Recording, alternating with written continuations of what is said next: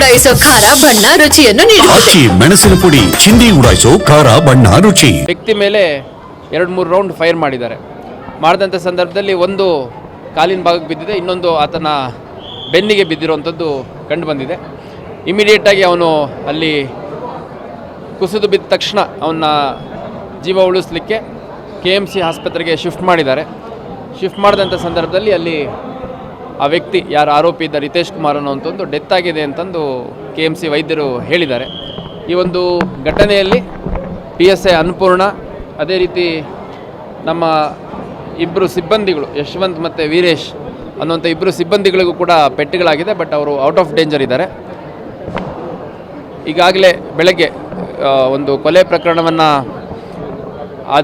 ಮಗು ಏನು 5 ವರ್ಷದ್ದು ತೀರ್ಕೊಂಡಿತ್ತು, ಆ ಕೊಲೆ ಪ್ರಕರಣವನ್ನು ಕೂಡ ತೊಗೊಂಡಿದ್ದೀವಿ. ಎರಡೂ ಪ್ರಕರಣಗಳು ಅಂದರೆ ಬೆಳಗಿನ ಕೊಲೆ ಪ್ರಕರಣ ಮತ್ತು ಇವತ್ತು ಸಂಜೆ ಸುಮಾರು 6:30 ಸಮಯದಲ್ಲಿ ನಡೆದಂತಹ ಪೊಲೀಸರ ಮೇಲಿನ ಹಲ್ಲೆ ಮತ್ತು ಕೊಲೆ ಪ್ರಯತ್ನದ ಪ್ರಕರಣ ಕೂಡ ದಾಖಲು ಮಾಡಿಕೊಂಡು ನಾವು ಮುಂದಿನ ಅಗತ್ಯ ತನಿಖಾ ಕ್ರಮವನ್ನು ಕೈಗೊಳ್ಳಲಾಗುತ್ತೆ.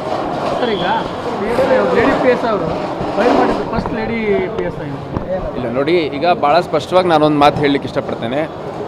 ಈಗ ಯಾವುದೇ ಒಬ್ಬ ಆರೋಪಿಯನ್ನು ನಾವು ತಕ್ಷಣಕ್ಕೆ ಹಿಡಿದಂಥ ಸಂದರ್ಭದಲ್ಲಿ ಅವರೆಲ್ಲೋ ಒಂದು ಕಡೆ ತಪ್ಪಿಸ್ಕೊಂಡು ಓಡೋಗ್ಬೋದು ಅನ್ನೋಂಥ ಒಂದು ಅವ್ರ ಮನಸ್ಥಿತಿ ಇರುತ್ತೆ.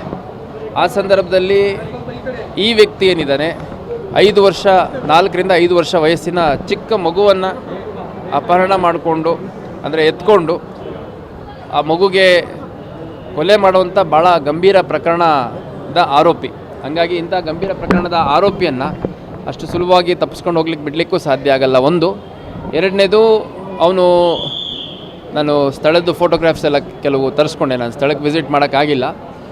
ಅಲ್ಲಿ ಪೊಲೀಸ್ ವಾಹನದ ಮೇಲೆ ಕಲ್ಲನ್ನು ಎಸೆಯುವಂಥದ್ದು, ಅಲ್ಲಿರುವಂಥ ಅಧಿಕಾರಿ ಸಿಬ್ಬಂದಿಗಳ ಮೇಲೆ ಕಲ್ಲೆಸೆದು ಓಡೋಗುವಂಥದ್ದು, ಈ ಥರ ಮಾಡಿದಂಥ ಸಂದರ್ಭದಲ್ಲಿ ಇಂಥ ಗಂಭೀರ ಪ್ರಕರಣದ ಆರೋಪಿಯನ್ನು ಅರೆಸ್ಟ್ ಮಾಡುವಂಥದ್ದು ಒಂದು ಕಡೆ ಆದರೆ, ತಮ್ಮ ಆತ್ಮರಕ್ಷಣೆ ಮಾಡ್ಕೊಳ್ಳುವಂಥದ್ದು ನಮ್ಮ ಅಧಿಕಾರಿಗಳ ಒಂದು ಕರ್ತವ್ಯ ಆಗುತ್ತೆ. ಹಾಗಾಗಿ ಸ್ಥಳದಲ್ಲಿ PSI ಅವರು ಆ ಆರೋಪಿಯನ್ನು ವಶಪಡಿಸ್ಕೊಳ್ಳಿಕ್ಕೆ ಒಂದು ಮಿನಿಮಮ್ ಯೂಸ್ ಆಫ್ ಫೋರ್ಸ್ ಮಾಡಿದ್ದಾರೆ. ಆ ಸಂದರ್ಭದಲ್ಲಿ ಅವನಿಗೆ ಗುಂಡು ತಗಲಿದ್ದೌದು.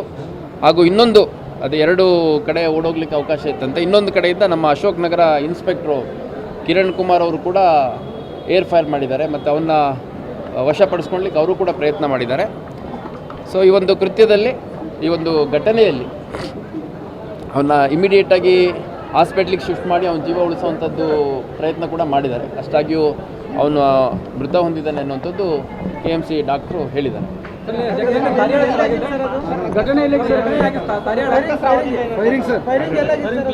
ತಾರಿಯಾಳ ಅಂಡರ್ಪಾಸ್ ಹತ್ರ, ನಮ್ಮ ಹುಬ್ಬಳ್ಳಿ ಹೊರವಲಯದ ಹೈವೇ ಹತ್ರ, ಅದು ಸ್ವಲ್ಪ ಔಟ್ಸ್ಕರ್ಟ್ಸ್ ಏರಿಯಾ ಇದೆ, ತಮಗೆಲ್ಲ ಗೊತ್ತಿದೆ. ಅಲ್ಲಿ ಸಾಕಷ್ಟು ಅಬಾಂಡನ್ಡ್ ಹೌಸಸ್ ಇದ್ದಾವೆ ಮತ್ತು ಪಾಳ್ಬಿದ್ದಿರೋ ಮನೆಗಳು ಆ ಥರ ಎಲ್ಲ ಇದೆ. ಈ ಹಿಂದೆ ಕೂಡ ಆ ಭಾಗದಲ್ಲಿ 1-2 ಘಟನೆಗಳಾಗಿದ್ದು ತಮಗೆ ನೆನಪಿರ್ಬೋದು. ಹಂಗಾಗಿ ತಾರಿಯಾಳ ಅಂಡರ್ಪಾಸ್ ಹತ್ರ ಇರುವಂಥ ಒಂದು ಅಬಾಂಡನ್ ಹೌಸ್ ಪ್ರಿಮೈಸಸ್ಸಲ್ಲಿ ಒಂದು ಘಟನೆ ಆಗಿದೆ ಅನ್ನೋಂಥ ತಿಳಿದು ಬಂದಿದೆ. ಬೆಳಗಿನ ಪ್ರಕರಣ ಏನಿದೆ, ಬೆಳಗ್ಗೆ ನಡೆದಂತಹ ಮಗುವಿನ ಸಾವಿನ ಪ್ರಕರಣ ಒಂದು ಕೊಲೆ ಪ್ರಕರಣ ಅಂತ ಕೊಟ್ಟಿದ್ದಾರೆ. ಅದ್ರ ಜೊತೆಗೆ ಮಗುಗೆ ಆ ಮಗುವನ್ನು ಎತ್ಕೊಳ್ಳುವಂಥ ಸಂದರ್ಭದಲ್ಲಿ ಮುದ್ದಿಡುವಂಥದ್ದೆಲ್ಲ ಮಾಡಿದ್ದಾನೆ ಅನ್ನೋಂಥದ್ದು CCTVಲಿ ನಾವು ನೋಡಿದ್ದೀರಿ ಅಂತ ಅದನ್ನು ಕೂಡ ಅಳವಡಿಸ್ಕೊಂಡು, ಸೊ ಒಂದು ಕೊಲೆ ಪ್ರಕರಣ ಮತ್ತು ಆ ಮಗುವಿನ ಜೊತೆ ಅನುಚಿತವಾಗಿ ನಡ್ಕೊಂಡಿರೋದ್ರ ಹಿನ್ನೆಲೆಯಲ್ಲಿ ಪೋಕ್ಸೋ ಪ್ರಕರಣವನ್ನು ಕೂಡ ಅಳವಡಿಸ್ಕೊಂಡು ಬೆಳಗ್ಗೆ ಪ್ರಕರಣ ದಾಖಲು ಮಾಡ್ಕೊಂಡಿದ್ರು. ಇವತ್ತು ಸಂಜೆ ನಡೆದಂಥ ಘಟನೆ ರಿಲೇಟೆಡ್ ಪೊಲೀಸರ ಮೇಲೆ ಹಲ್ಲೆ ಮತ್ತು ಕೊಲೆ ಪ್ರಯತ್ನದ ಪ್ರಕರಣವನ್ನು ದಾಖಲು ಮಾಡ್ಕೊಂಡಿದ್ರು.